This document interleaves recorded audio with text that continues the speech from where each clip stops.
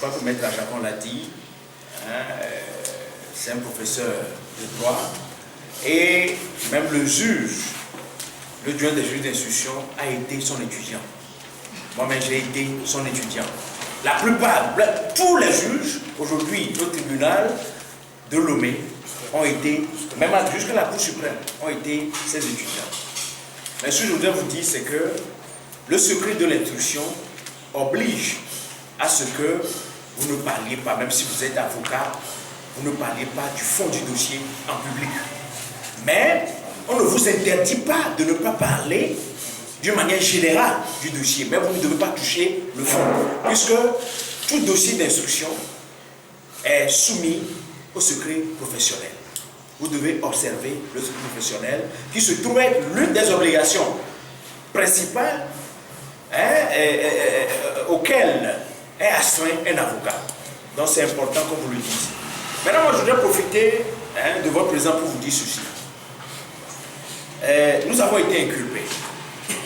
Nous avons été inculpés pour avoir, à Lomé, courant janvier 2013, depuis tant non couvert par la prescription, adhéré à une association de malfaiteurs ayant préparé et commis les incendies de Kara et de Lomé.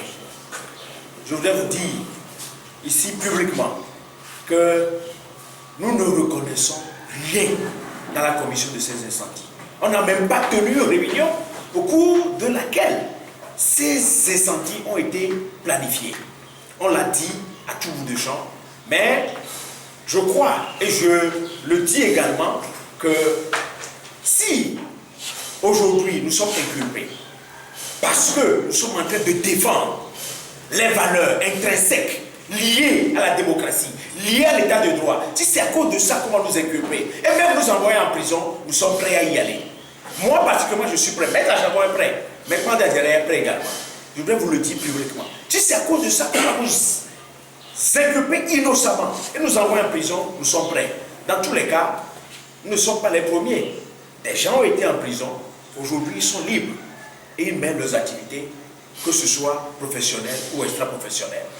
Je voudrais vous dire que moi, la prière que je continue de formuler depuis que j'ai quitté le bureau du doyen des juges d'instruction, qui a dit, Maître Afang, que vous êtes inculpé, comme je vous l'ai dit tout à l'heure, c'est que Dieu me fasse justice. Qu'il fasse justice à Maître Ajacon, qu'il fasse justice à Maître Afang Bédi, qu'il fasse justice à Maître Mandé Adjaré. Et que la foudre du Seigneur frappe ceux qui se sont ligués pour organiser cela et nous faire porter le fardeau. Que la foudre du Seigneur, que la foudre, où qu'elle soit, puisse frapper les auteurs de ces crimes crapuleux. Parce que nous ne sommes mêlés ni de près ni de loin à la commission de ces infractions.